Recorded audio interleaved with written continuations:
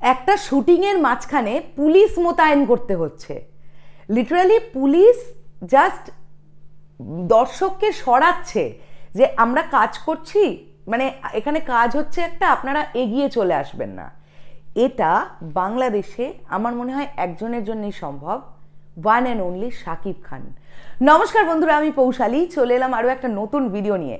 গতকাল রাত্রি থেকে একটি ভিডিও সোশ্যাল মিডিয়ায় ভীষণ ঘোরাঘুরি করছে এবং আমাকে ইতিমধ্যে অনেক সাকিবিয়ান ভাইয়েরা আমাকে মেসেঞ্জারে বলি বা হোয়াটসঅ্যাপে বলি তোমরা জিনিসটা পাঠাচ্ছ। একটা 1.25 মিনিটের প্রায় ভিডিও, যেখানে আমরা দেখতে পাচ্ছি রাজকুমার ছবির কিন্তু শুটিং চলছে এবং সেখানে প্রচুর জমায়েত, প্রচুর লোকজন জড়ো হয়ে গেছে। সেখানে হিমেল আশরাফ ভাই তো ডেফিনেটলি আছেন, তিনি ডিরেক্টর। আরশাদ আদনান ভাইয়া দেখা করতে গিয়েছিলেন সাকিব ভাইয়ার সঙ্গে। এই ভিডিওটা দেখে তো একদম ক্লিয়ারলি বুঝে গেলাম। গতকাল সন্ধেবেলার দিকে যে রিলটা ভাইরাল হয়েছিল সেটা অ্যাকচুয়ালি তাদের শ্যুট মানে টেক দিয়ে বেরিয়ে আসার সময় ওই শটটা নেওয়া হয়েছিল, যেটা রিলের মাধ্যমে ভাইরাল হলো। আর যে ভিডিওটা আমরা গতকাল রাত্রিবেলা থেকে বলতে পারি যে ছড়াতে শুরু করলো, যে 1.25 মিনিটের ভিডিওটা, সেখানে আমরা দেখতে পেলাম আরশাদ আদনান ভাই কিন্তু তিনি সাকিব ভাইয়ার সঙ্গে দেখা করতে গেছেন বা কেমন কাজকর্ম চলছে সেটা পর্যবেক্ষণ করতে গেছেন, কেননা তিনি কিন্তু ছবির প্রডিউসার। তো সেখানে আমরা সাকিব ভাইয়াকে দেখতে পেয়ে গেলাম, তিনি রেড কালারের একটা টি শার্ট পরেছেন এবং ওই বাদামি বাদামি কালারের একটা জিন্সের প্যান্ট মোস্ট প্রবাবলি পরেছেন, যেটা দেখে মনে হলো। আর সাদা রঙের একটা শাল তিনি জড়িয়ে নিচ্ছিলেন, কেননা প্রচণ্ড ঠান্ডা সেই জন্য।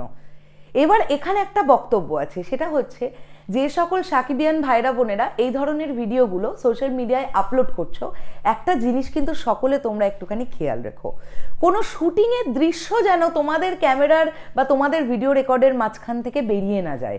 তোমরা হয়তো ইচ্ছে করে করছো না, আবেগের বশবর্তী হয়েই করছো।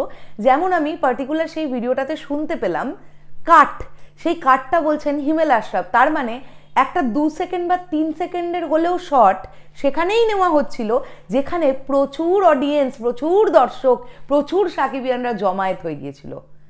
কে ভাববে বলো না, চোখের সামনে একজন মেগা স্টার তিনি শট দিচ্ছেন, এটা জানাজানি হয়ে গেলে স্বাভাবিক সেখানে লোকজন জড়ো হয়ে যাবে। এবং সেখানের ভিড়টা আমরা দেখতে পেয়েছি, যেটা বলছিলাম, পুলিশ মোতায়েন করা হয়েছে। পুলিশ লিটারালি ওই বাঁশি বাজাচ্ছে, বাঁশি বাজিয়ে সরাচ্ছে, সরো সরো সরো সরো। এবং আমার একটা জিনিস খুব ভালো লাগলো, মোস্ট প্রবাবলি আমি ওটা সবুজ ভাইয়ার গলা পেলাম। সবুজ ভাইয়া বললেন ভিডিও করো না ভাই।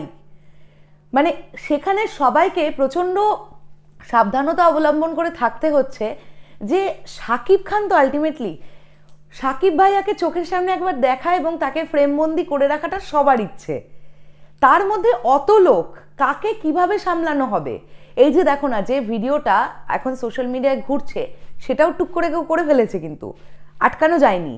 তো সবুজ ভাইয়া সেখান থেকেও মোস্ট প্রবাবলি সবাইকে চেষ্টা করছিলেন যে কেউ ভিডিও করবেন না, কেউ ভিডিও করবেন না, কেননা সাকিব ভাইয়াকে হেঁটে যাচ্ছেন সেটা একটা আলাদা বিষয়, সাকিব ভাইয়া টেক দিচ্ছেন সেটা কিন্তু একটা আলাদা বিষয়, তাই না? লোকেশনে পৌঁছে তো অবশ্যই যেতে পারি, আমরাও দরদের লোকেশনে পৌঁছে গিয়েছিলাম। আমাদের তরফ থেকে দরদের শুটিংয়ের কোনো দৃশ্য আমাদের তরফ থেকে কোনো পেয়েছো তোমরা? আমার মনে হয় তোমরা পাওনি, কারণ আমরা কখনো চাই না ছবির ক্ষতি হোক। একটা সেকেন্ডের একটা শটও একটা ছবির জন্য চূড়ান্ত গুরুত্বপূর্ণ হতে পারে। তো সেটা যখন আমরা বড় পর্দায় দেখবো, সেই ম্যাজিকটা ক্রিয়েট হবে না যদি আগে থেকেই আমরা দেখে ফেলি আর কি বিষয়টা। তাই যখন ভবিষ্যতে এই বিষয়টা হবে, আমার সাকিবিয়ান ভাইদের কাছে বা বোনেদের কাছে একটাই হাত জোর করে অনুরোধ, যে তোমরা অবশ্যই ভিডিও করো, অবশ্যই আমরাও দেখতে চাই, আমাদের ভালো লাগে, কিন্তু যখন টেক হবে বা শট নেওয়া চলবে সেই ভিডিওটা করবে না। সেই ভিডিওটা যদি করো সেখানে লোকেশনটা দেখাবে না, টেক কাট এগুলো ডিরেক্টরের মুখ থেকে আমরা শুনতেই পারি, কিন্তু তখন তোমরা লোকেশন বাদ দিয়ে লোকজন দেখাও না, কিরকম জমায়েত হয়েছে সেগুলো দেখাও।